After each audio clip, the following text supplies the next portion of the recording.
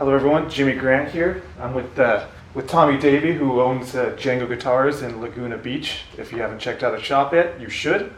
But a lot of people don't realize that Tommy is quite the accomplished guitar player and don't know about some of his musical expenditures and also his knowledge of Gypsy Jazz history and things like that. So please welcome Tommy Davy, and here we go. We're going to start off with some simple questions. Sure, thank you. Yeah, Tommy, so where did you start learning about Gypsy Jazz?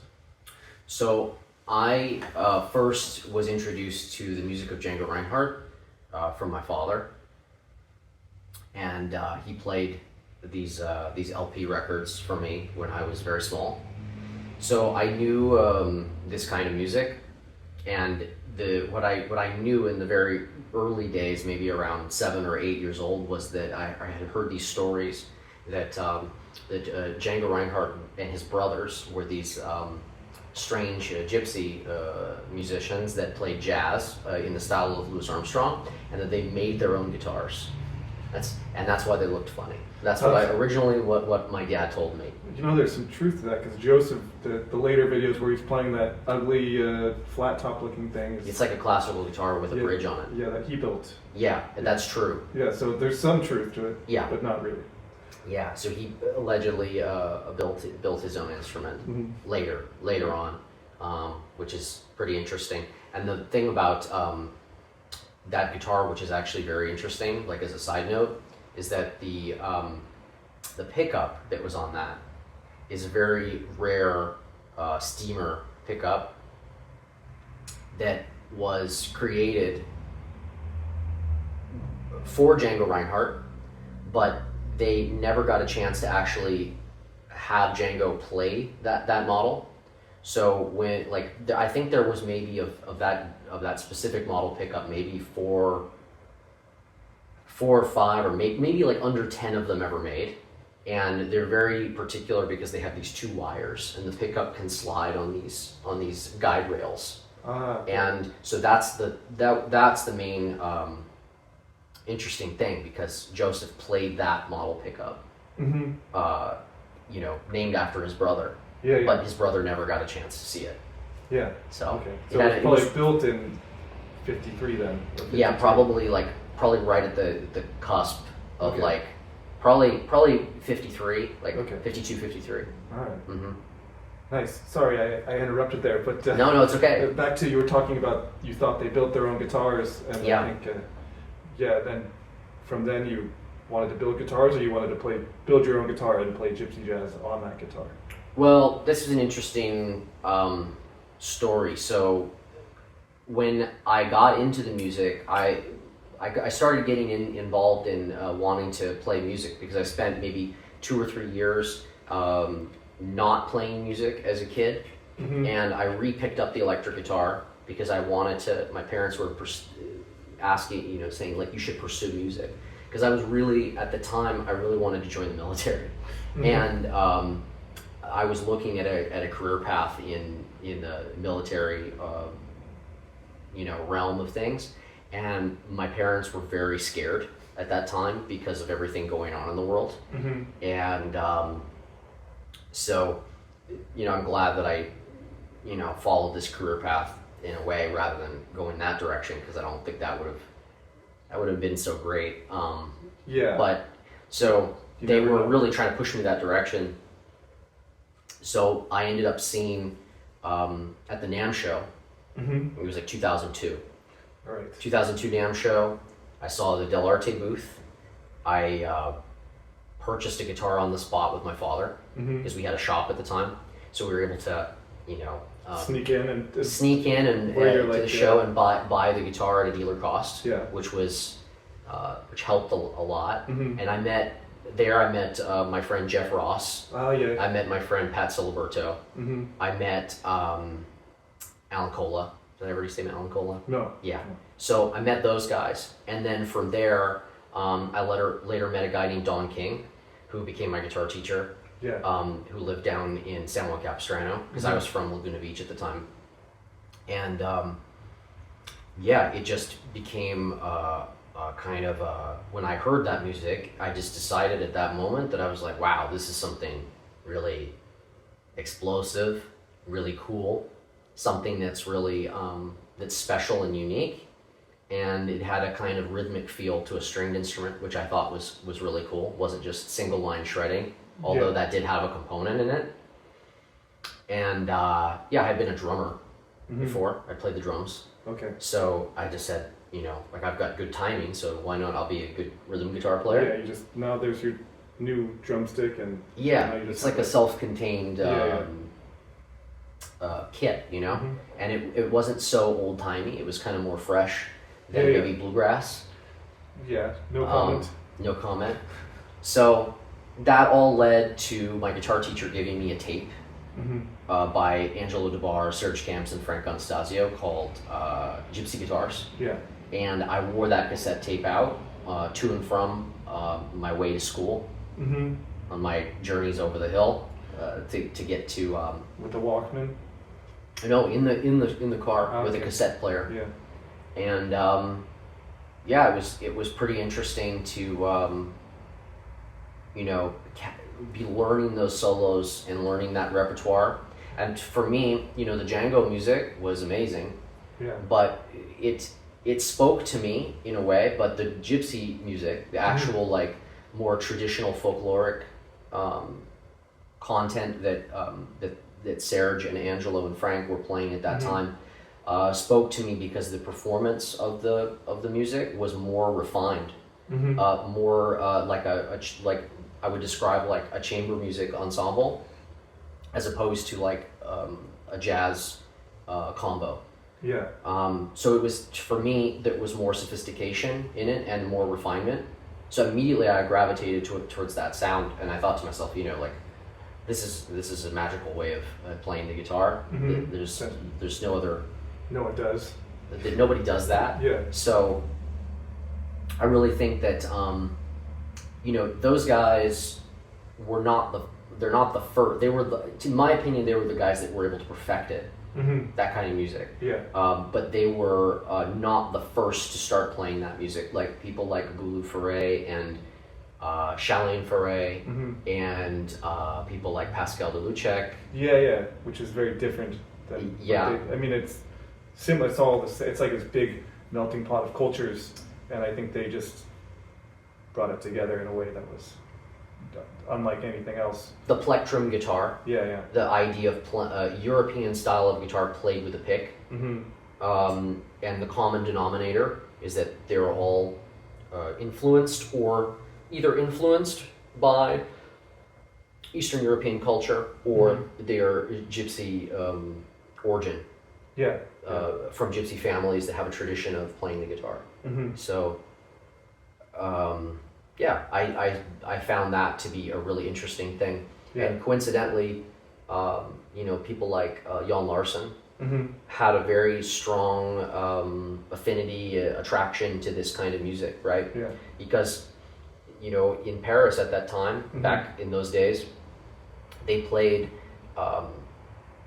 Before we start, so our listeners probably don't know who Jan Larsen is. Yes. He's the founder of Hot Club Records, and he kind of is responsible for a lot of the late 80s and early 90s revival of Gypsy Jazz, I think would be the best way to describe what he's done for the music and everything. Yeah, because that's precisely correct. Jan Larsen, he was like almost like someone doing field recordings, kind of almost ethnomusicology type work, documenting this kind of gypsy music in what we kind of refer to jokingly as the Dark Ages. Which is like the period, after Django's death, there wasn't really a revival until the mid to late 80s. Yeah. And then when 1991 hit, there was a huge explosion of the music, revival, and artists like Stockler Rosenberg with the Rosenberg Trio recorded albums that were later released on Hot Club Records. And it was through the distribution and the promotion and popularity of the music in places like Scandinavia and Holland that the music had a kind of resurgence. So, I became fascinated with this other side and this work of sort of understanding more about the music from just a regular musical perspective. Yeah, yeah. Because it's a huge culture Yeah. that goes way beyond just the music itself. Yeah, just the swing music and the Louis Armstrong and stuff that Django was into. I mean, Django was a jazz musician, but I think the musicians that surrounded him were not just jazz musicians. I mean, Django got stuck in that world and just played jazz, I think, most of his career.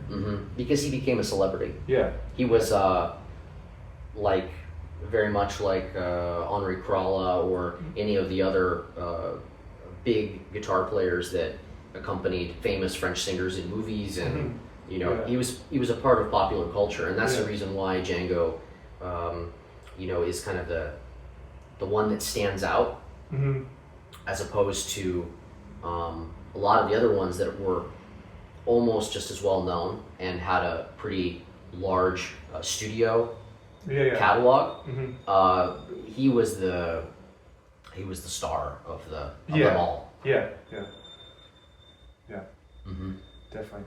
So speaking of, we were talking about Angelo and Serge Camps, and you eventually sought them out and studied with them. So you went to Paris and learned with Serge and Angelo. And what was that experience like for you? I mean, what was the knowledge you got from that was most helpful in your musical upbringing? So when I was 19, I went to Paris, and you know, I went without knowing very much at all about where to go, but I knew there was this one bar that's in the Marais, in the Marais district, arrondissement of Paris, and it was called Atelier Charon. Okay. And at that time, you could go to the bar, and you would see David Reinhardt at the bar, something like Serge Camps.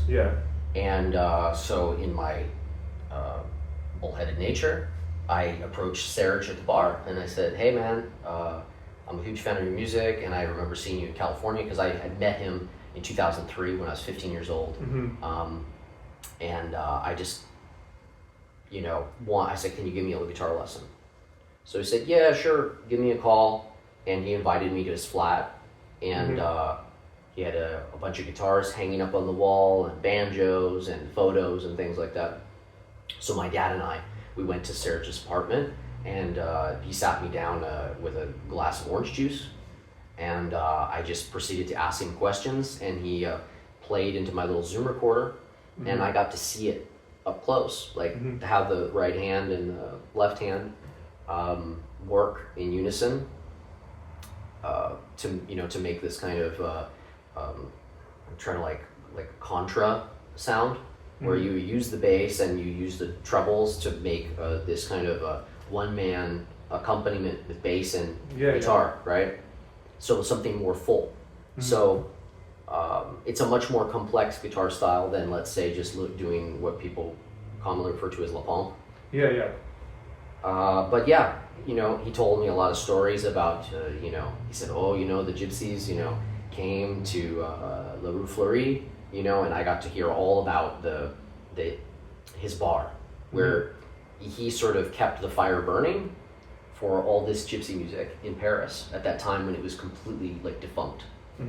So, you know, it's like, it was almost like a very surreal experience, going and meeting your heroes, you know, and trying to learn, you know, because at that time, no one was really interested in that kind of guitar playing. And in fact, still, I don't think very many people do it.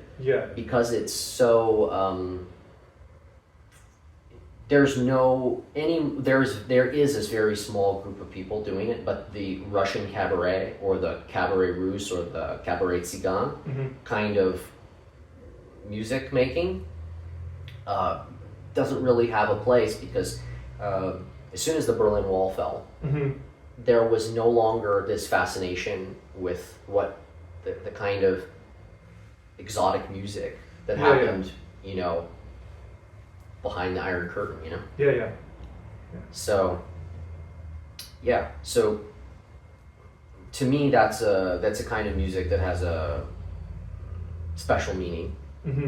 I don't know why, but well, it's a very special thing, and I think like if you listen to the music and you're only listening to the harmonic structure, it doesn't seem that interesting. But if you really break it down, there's a lot more going on with just like just the way you play the instrument and the moving bass lines that are very specific and how the harmonies land with the melody. And I think it's been very ignored in the gypsy jazz style, like wrong chords, and then this kind of style. It's I don't hear it played right very often. Like you said, only a handful of people really do it. The thing that's different about this is that the bass player and the guitar player are playing the same lines, and they can't clash, right? No. So if one player is the guitar player is staying on that chord, the bass player is moving. There's a lack of, because the songs are very simple, right? Relatively, right? They're not, right? Contrary to what people think, right? It sounds like it's simple. It sounds like it's simple, but when you actually go into how many passing chords and playing the bass, it's very clever. It's very, very clever. Not just like, you know what it is at face value, and it's like a sing-song, right? It's not like that. No, and there is like there is like stock bass lines and stuff that are moving with the music that they're kind of predictable. They're kind of predictable. So but you have to know where to go. Otherwise, it just sounds bad. And the other thing is with kinds of like, if you have Russian music, there's a very specific kind of major minor thing that sometimes happens. That's very indicative of that particular country. And they're stylistic taste things that you do with certain music from certain countries that really perfects the overall music, right? It's definitely like the Serbian music. The time feel is different than just completely in Romania, and then the chords are like you get like in Romanian music. Often the one chord is like a dominant chord, like a dominant 7, which doesn't make sense. But you're always ending on a dominant chord, and it's and then there's the Hungarian music. Once again, the feel is different, and it's just a whole nother. There are different languages that you can combine sometimes. Serbian music, for example, loves the tritone. This moving guitar style that is played sometimes on Stratocasters. And with keyboards and things like that. And I've done a little bit of transferring that music to acoustic music, which is kind of an interest. But that's a whole other wormhole to go down. It's maybe not like relevant, but there's a lot of, the thing is, there's a lot of modern gypsy music which has actually gotten even more complex than it used to be. But they use electronic instruments, which makes it sound to people who enjoy fine classical music. Sounds like music from outer space. Yes, it's a little bit weird and strange. But once you get over that whole space sound, it's great. It's amazing. So don't judge music too hard, people. You've got to listen to the content and the harmony rather than the synthesized sounds they're using.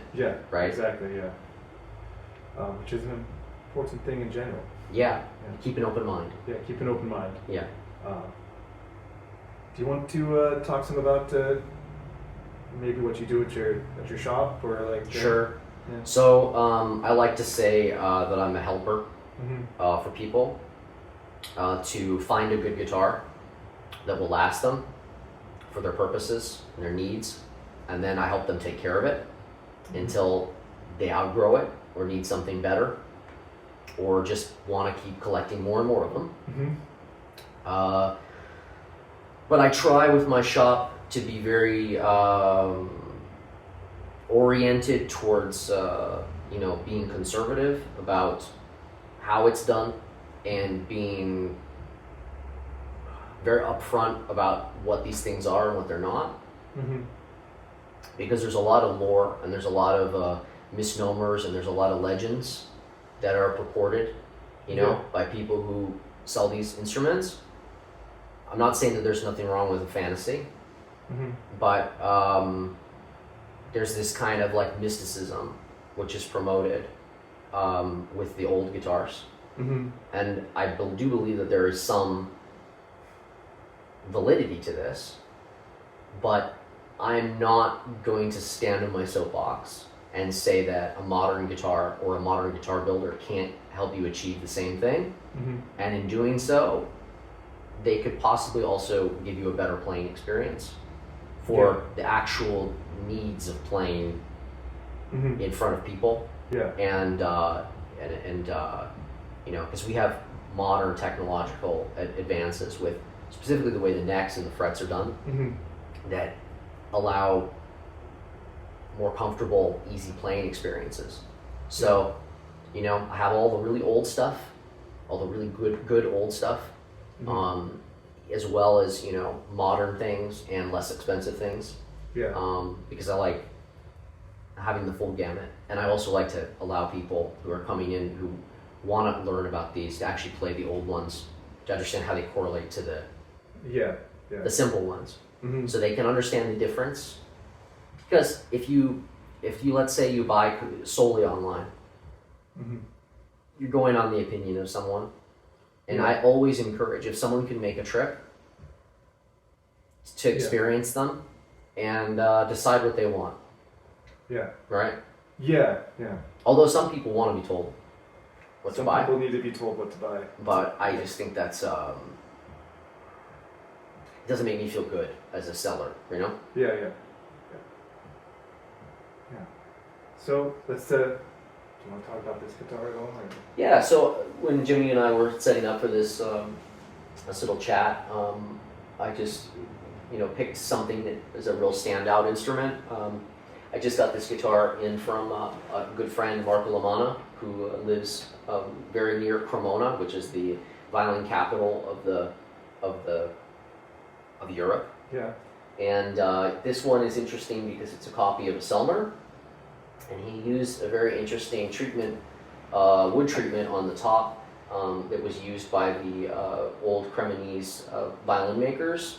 There's this coating that hardens the wood called potassium silicate, and it's like they call it water glass, and it's a wood hardener that makes the wood more solid, like actually like less soft and more mineralized.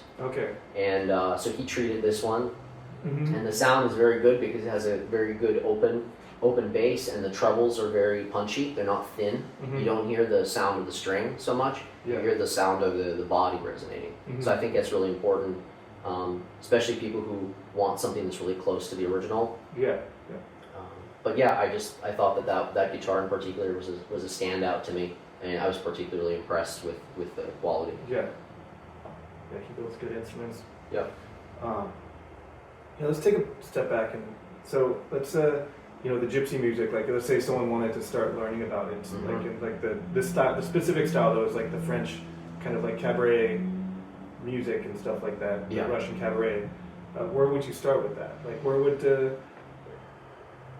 would be a good starting point? Like I would say like musette or something is like kind of a crossover into that world a little bit to really delve into that, but then you have all the other aspects and the you know, like the faster tunes and how to play those, and like the So to understand the Parisian way of playing the gypsy music is to play the valse musette first, because the technique of moving the basses all comes from the great accompanists who accompany people like Joe Pravat.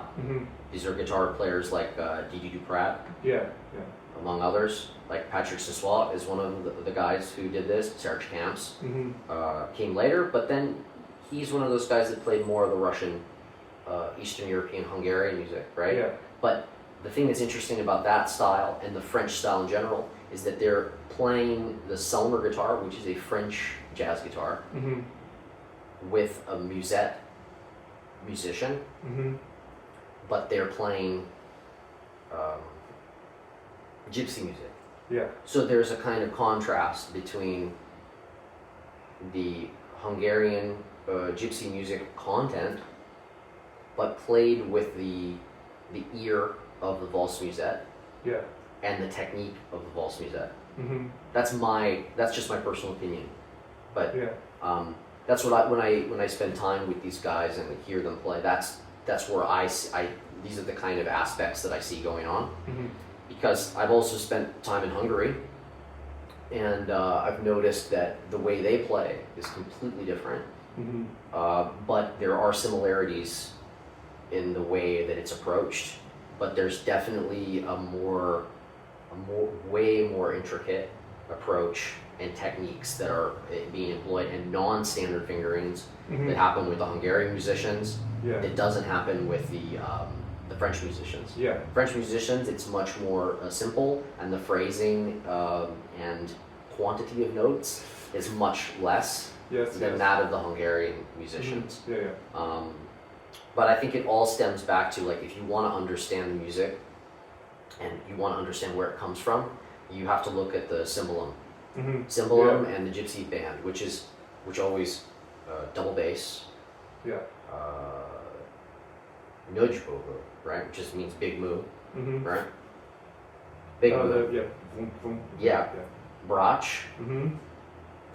terz, which is second violin, Mm-hmm. primash, which is first violin, and then you have sometimes a terrogato or a clarinet, Mm-hmm. and then sometimes you'll have a cello. In Yeah. rare cases, the old style bands almost always had a cello. Yeah. Yeah. So really what this is, and their cymbalum, right? Mm-hmm. But what this, the French version of the music, right? Actually, in some of the cabarets, they actually had a cymbalum. Mm-hmm. And there were Hungarian bands playing in Paris at the time when Django was around. Yeah, like would it be like Joska Nemeth and Yes, people like that. And who's the other guy? Mateus.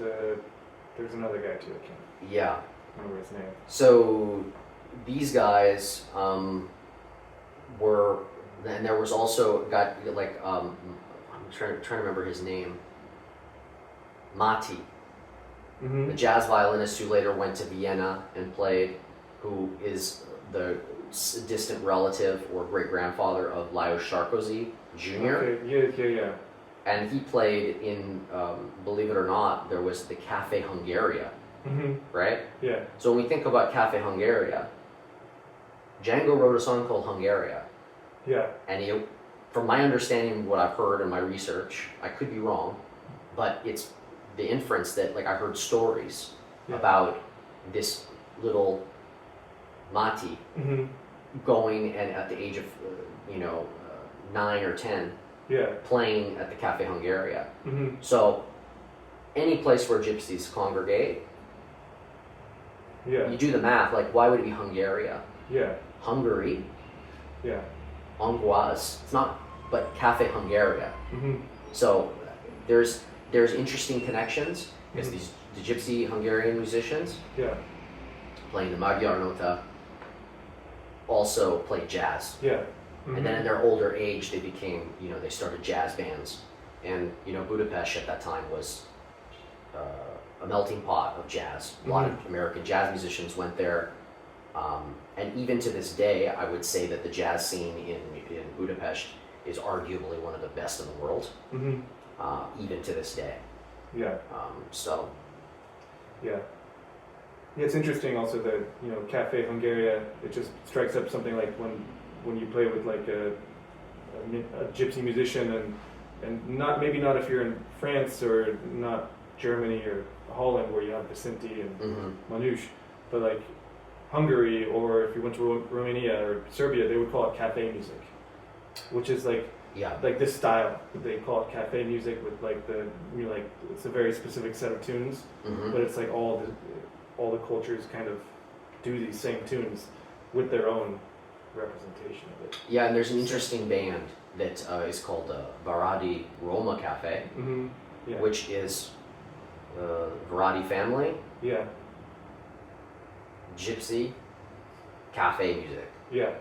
And they took these songs that were very popular, that are old songs, Yeah. Yeah. like Somoru Vasarnap, which is like the Suicide Sunday song, Oh, yeah. and they made it into modern jazz. Yeah. So Yeah. this concept of gypsy jazz this is a very controversial topic and widely disputed, and I'm sure there's a lot of people who would just disagree with me for the sake of comment below if you disagree. comment below. Yeah. Disagree just for the sake of wokeness. Mm-hmm. But the deal is, Gypsy jazz is not isolated just to France Yeah. and some sort of cultural identity or performativity, Yeah. if you will, Mm-hmm. in France or Germany Yeah. as some kind of like hero worship. Yeah. Like, if you really know what it is and you've really experienced and you know the people, it has nothing to do with that. Maybe someone from the outside, right, Yeah. who doesn't understand how to feel anything Mm-hmm. would think that. Yeah. But within the music, with gypsies, there's a kind of, gypsy unity, if you will, Mm-hmm. among all people because they have a common language, right? Yeah. Even though it's a little different, the dialects are all different, but they speak and hear and feel the same thing culturally, and they share something really strong. Yeah. So, gypsy jazz exists, like gypsy jazz, right? Yeah. Gypsy influence, gypsy Mm-hmm. vocabulary, harmony, Yeah. mixing with the folklore of the country Yeah. becomes something more like in the old days you would say it has oriental qualities to Mhm. the trills and the ornaments, like almost Turkish. Yeah. Yeah. Gypsy musicians mix in Serbia with Serbian kolo. Yeah. It becomes another kind of music, right? Yeah. And you can hear it. It's not like It's not the same. it's not the same. It's different. Mm-hmm. It's very different, and it's very special, Mhm. and deserves a kind of special recognition and and notice, Mhm. in the international music community. But unfortunately, it's so hard, Yeah. to get it out of the box that so Yeah. many people in the West are putting it in. I think a lot of it is like the Europeans. A lot of the people don't like the music, and maybe I don't want to use racism. That's not the sort of term I'm using. But like in my experience in Hungary, one of the things was a lot of the people that are the locals. They don't like the music. They don't like the people coming up to your table and playing. Mhm. The locals want to be left alone. They don't want to hear these old romantic tunes. So I think some of it. But here, us Americans, like we want to hear it, or more tourists. So I think a lot of it that's part of it is the local local like places. They don't care about the music as much as someone from the outside does. There is kind of like there are different quality levels, Yeah, right? yeah. Or higher forms of it, right? Yeah, yeah. So there is that kind of strolling musician thing, Mm-hmm. which is not like a concert music. Yeah, yeah. But then there are musicians that play classical music, Mm-hmm. conservatory trained, but they also play the gypsy music at a super high level, Yeah, yeah. like the Yonoshka ensemble Mhm, or yeah. Lajos Sarkozy. Yeah, yeah. A more modern, high class. Yeah, yeah. Not to say that the other stuff, but some of the stuff is more folkloric, more simplistic. Yeah, yeah. But there's a band that plays at this restaurant called the Sazivesh that's around Mm-hmm. in Budapest. Yeah. That all the great musicians go there to hang out and Mhm. watch him play, and they Yeah. also play music. Mm-hmm. And this is a very high art Yeah, yeah. that is the marvel Yeah. of even the greatest classical soloists throughout the world. Yeah, yeah. So You can go there every night and see that you music. can go there every night, Yeah. and sadly, the number of these musicians and places to play this to Mhm. see this music Yeah. are getting less and less with the advent of modern culture Yeah. and with the advent of open borders and things like this. Mhm. We're at serious risk losing this culture Mhm. of these amazing gypsy musicians. Yeah. Welcome back from a short little intermission. We had a few errands to run and things to do and a lot of guitars to play, as you can see. So we'll ask a few more questions and go on for about another 10 minutes. Okay. So let's get a little controversial here in the gypsy jazz world. Okay. What do you think of the state of gypsy jazz in the U.S. now, as well as maybe in Europe as well, like in Paris and in Holland or wherever else you think there's a... Well, starting off, I think I mean, from my personal view, right? I'm not a practitioner of all the styles, right? Mm-hmm. But I'm still an appreciator, right? And I see the gold in all of the various styles, right? Mm-hmm. In all the ways of speaking this kind of language. I personally think that the tradition aspect in Holland is actually one of the most prevalent. It has the most kind of true to form nature of like all the various schools of playing these kinds of guitar in the style of Django Reinhardt or Gypsy style. Germany kind of can follow in a close. It's similar, but it's different. There's more straight ahead jazz influences, and also American influences with some of the German players. I think like the state of affairs in Germany is actually, it's kind of hard to find gypsy jazz or jazz manouche music. I mean, France, of course, I think like it depends where you look. If you're in France and you know who to go speak to, they're all there, and there's every way imaginable. All the virtuosos live there. But the problem in France is the opportunity level, right? Mm-hmm. So it wasn't what it used to be, and there are many reasons for this. You could say the economy, the state of affairs, popular culture, the internet, even terrorism. Because in 2015, I remember we lost the Atelier Sharon. I think it was 2015. That or 2016 maybe, or maybe in that time frame. Yeah. When we lost the all those poor people in the Bataclan, and then the various. A lot of people were afraid to go out because of this, because of all the vehicle attacks and all that kind of stuff. So it really suffered as a result of that. And also when Samoa in France moved off of its island home, which it had been for I think like 40 years or something like that, it drastically changed things, and it also became more commercial at the same time. And there was also among people that I know who were staples, at that, the legends, the kids of the people who played with Django, they would say to me like, we used to own this place, this used to be ours, it was. And now you have mainstream jazz acts like Sting and whatnot, and the radio station. Sting's not really jazz though. Yeah, but it's still, That's what it's getting marketed as because they need to fill seats at festivals. Yeah. But it's still better than like 90% of the music that's out there, Probably, yeah. Probably, Yeah. So I would say like the state of affairs, and then in America, right? America is difficult. Canada, actually, before I get to the United States, I say Canada used to have a very good scene in specifically in Montreal, and it was a very strong community. There was like people of very high level, and then there was also a radio host promoter that had a lot of the guys like Angelo DeBar, Macho Winterstein coming over in the early 2000s, right? Before 9/11 and all that kind of stuff. Before we had people coming over, really. Yeah, I would say it started in Montreal. Yeah. Then in the United States, it's very interesting because we have kind of taken. There are some people that are really serious about it, that study like over abroad. Young people who study abroad who really know the style.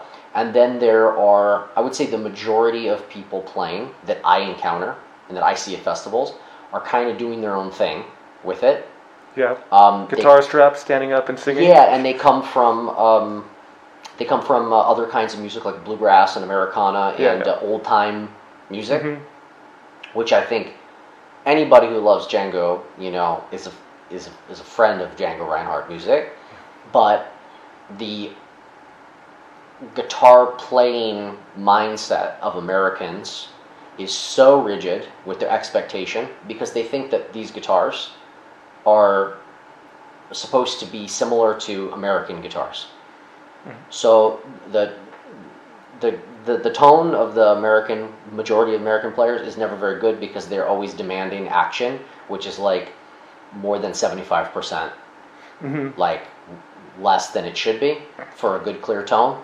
So that's really frustrating because you hear the recorded sound of the music on the radio or whatever, on Pandora or whatever, and you just immediately, you just know it's American, right? But not to say that, like, it's not bad or good, right? But for the state of affairs, like, for example, classical music, right? There's a way that we play a violin. That's not argued. Right. You go to a violin shop, you play the violin, you expect the violin to play a certain way. But in this kind of thing, with these guitars... Well, really with any guitar. It's kind of like... yeah, it's kind of... maybe classical guitar is a little more like... Of course, there's a method, but, you know... I mean, not to get too much on a tangent, but the way I always describe these is that these guitars have to have action. It's very similar to what you would expect on a classical guitar. Because we can't forget that these strings are round wound strings. Yeah. They're essentially a metallic substitute for a nylon or gut string, and that's how they were developed. That's what they were. That's what they were meant for. But in the United States, you know, there's a resurgence of people that really love the music, and the overall level of the number of people that are really good is more than ever, right? Yeah. But the overall general level, to me, I'm kind of, I would say, like, when I started in 2003, 2002, 2003, there were more people that were competent, that were really striving for something with actual bands and ensembles all across the country. As of now, there are more individual players that are spending more time in Europe. Yeah. And I'll just end it with this. I think that within the festivals and events that are put on, there's so many cooks that the music itself is being, I think, we're coddling the audience. We're not expecting enough. Not to say, like, and we're not letting bands come. Yeah. This is a huge problem. Yeah. Because there's something so different about 3 or 4 guys that really play together all the time, and one guy coming and playing with a bunch of Americans. They could potentially be good if they had enough time. Well, if you roll the dice and the dice lands in the right spot, and then the moon's aligned and all that, it's kind of a roll of the dice, you know. And all the pressure is on the poor American sod that gets stuck with the gig. Yeah, yeah. So, yeah, I would say it's not a great situation, because generally, like 15, 20 years ago, you could fill an audience and pay a band, and the visa requirements were not so crazy. Yeah. So a lot of it's economic, and a lot of it's the audience, and it's now the advent of the internet, and it's very difficult. So, sorry for being so long-winded. No, it's good. But I think it's yeah, I think it's you know, there are more of these guitars are being respected by guitar shops. You see more high-end Gypsy guitars ending up in the second-hand market and being traded. Yeah. So it's a good thing. People know what these things are. They're not kind of an odd bird anymore. Yeah. But we're in a challenging position right now because we're losing so many of the original musicians. Yeah, and no one is taking their tradition on and moving it forward. I mean, there are people, but it's not enough, right? Yeah, yeah. And it's kind of also like to think about, like, you know, going to these festivals, because I've been doing this since 2003 or something too. And back then, you go to the festival and people were, for one festival, people were coming from all over the country. Yep. And now it's not, it's like, oh, this is in this festival's in Los Angeles. I don't know if I feel like going to that. You know, which is, so it takes some of the special magic of it out. But at the same time, I think the music's more well known. Yeah. But there's less of an expectation of it, or understanding of the when it's played. I don't want to use the term correctly, even though, I mean, there is some stuff that just, like, that's not like the way the pick hits the string doesn't sound good. Just it's not. There's no energy to it, and it's like the, you know, because I would say that's wrong, but definitely I think there needs to be like an education of like what is good. I mean, Well- so like because I think there's things that are good in a way of like it's just this is good no matter how you look at it, as opposed to some stuff that's like, well, they do this and this and this, the timing's good, you know, every beat's perfectly placed, and but there's no dirtiness to the music, and it's like it's just this overpolished, dare I say, turd. Yes, there's a, you know, like within the classical guitar community, like I was never a classical guitar player, but from the outside, I've seen books like Pumping Nylon. What is it? Pumping Nylon? Is it Pumping That's Nylon? not a book. There's no book called Pumping Nylon. Yeah, Pumping Nylon. Yeah, it was Scott Tennant, I think, that wrote that book. And there are many different schools, right? There's Segovia, right? And then there's maybe the fingernail school. Segovia is the non-fingernail he used as tips. Yeah, and like but at the end of the day, like when you listen to it, it's not like it's all enjoyable, and it's all a level of mastery within a certain percentile, right? Yeah. But within gypsy jazz music, there's no standard, right? Yeah. And someone says, well, you know, so and so uses a gator pick. Well, that's good enough for him. But everybody else who played before that, who played the traditional style, like when I went to go see guys like Reno, I visited him. Yeah. Reno, can you say his full name? And I think any Dutch listeners don't hurt me if I pronounce this wrong. But Reno van Hoendonk, he is an amazing musician, older generation, but he was like one of the first outsiders. Yeah, because he was playing with Stocklow when they were like in their teens, like young teens. So he had made friends with them somehow, and been going to the gypsy encampments. Yeah, I said gypsies. Sorry. Yeah, so you hear when you experience hearing the playing like that, and when you hear the difference and the articulation that comes from using this other kind of technique, and you realize how effortless and full and beautiful it sounds. Yeah, I would say like majority of stuff I hear when people are playing doesn't sound necessarily texturally pleasing or sonically pleasing, but you wouldn't know unless you sat with someone who was a real serious heavyweight in the genre. So because it sticks with you too, that the way the sound, the way the guitar projects when it's played that way.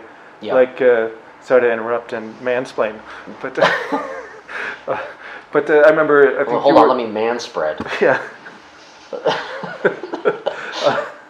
But you know, like I remember you were probably there. We were sitting here in Laguna Beach at the pageant, backstage with Angelo DeBar, and he's just playing, and the whole sound of the guitar fills the room. Not in a way where he's like playing super loud, but it's just like this peaceful way of the way that sounds fill the room, and it's like it really sticks with you when you hear it in that context, you know. And the thing that's apparent is that when like I think it was all those times, like when we were there with him, that the thing that was the magic is the touch.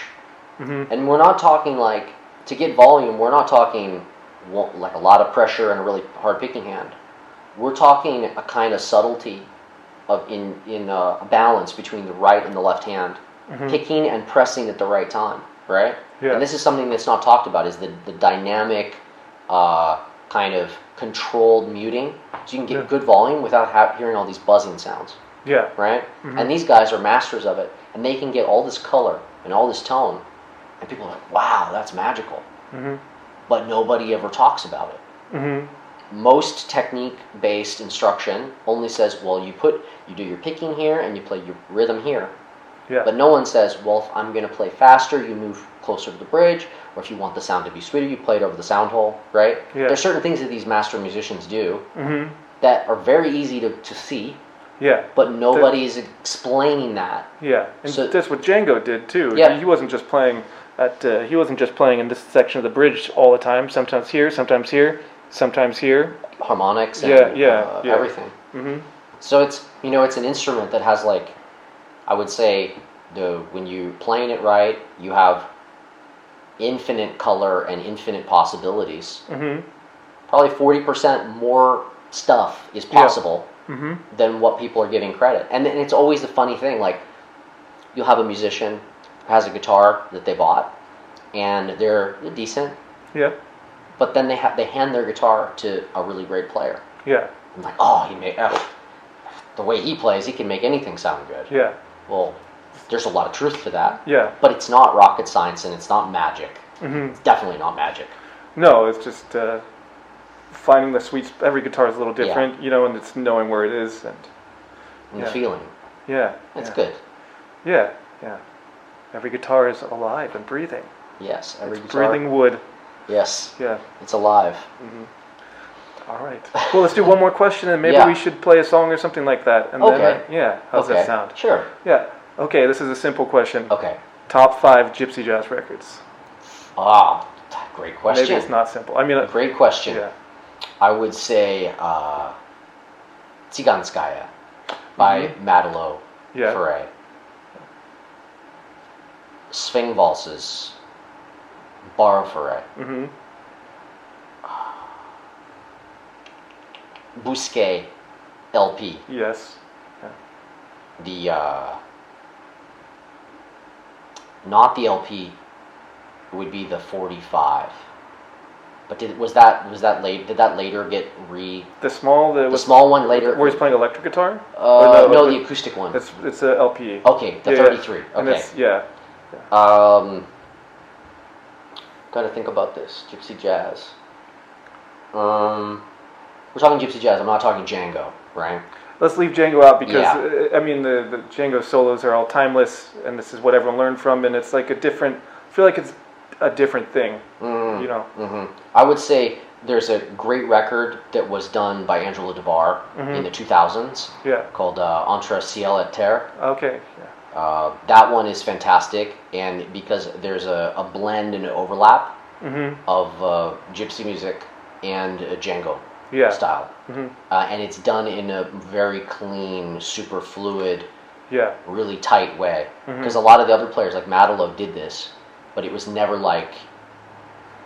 this Yeah. high. The execution was never like that serious, right?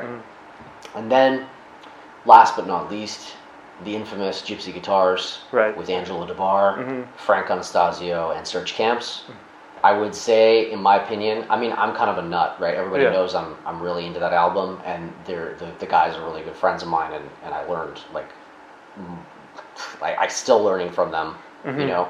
But I would say, like, as an album, as far as the production value, the musicianship, how they did it, and the fact that record was the single biggest catalyst to restart the sort of renaissance of the gypsy music back in America. So I would say, without a doubt, like, to me, that's the pinnacle of execution. Yeah. You know, with real serious guitar playing. And the funny story, like, I had the guys here at the shop some months back, and they told the story of the record. And so they went in the studio one day, and they did a session. They recorded all the songs, right? They did like 2 takes or something of each, and they picked the best ones, and they listened in the studio. And they didn't like it at all. They weren't happy. They weren't really, I would say, they weren't satisfied. So then they went and drank and partied the night before, and then they went into the studio the next day, I think at like sometime around noon or something like that, and then they re-recorded the entire album, all on first takes, and that's the album that you hear. Yeah. Was all, literally, those guys just sat down and played. Yeah. I mean, it's the magic of one. I mean, I know before this they weren't playing that much, but a couple years before they were playing 6 nights a week. Yeah. For 6 hours Yep. a night, so that kind of musician, like that kind of connection between musicians, I don't think you hear anymore, because there's not who's playing 6 nights a week for 6 hours a night, you know. Yeah. All different material. And The thing is, they played as a kind of single unified voice, rather than being bass here, rhythm guitar, solo. yeah. There was also some overdubs that they made Yeah. to make things more intricate that they added on later. 'Cause Yeah. you can hear more guitar parts. And I mean, to me, the marvel of that record is like the engineering as well. The fact Yeah. that they captured that kind of playing at that high level, Yeah. and it almost transformed the kind of sound, the engineering that they used on that, the kind of equipment that they used, and the way that they double mic'd a lot of the instruments, which is they didn't close mic. They did like these kind of like spaced pairs. Yeah. I've seen the photos, and it's like. And that's been a head scratcher for me. How do you do that? Yeah. So maybe one of these days someone will figure it out again. Yeah. All right. Well, thanks for doing the interview. Thank you. And let's play a tune and Yeah, sure. stay tuned. Yeah.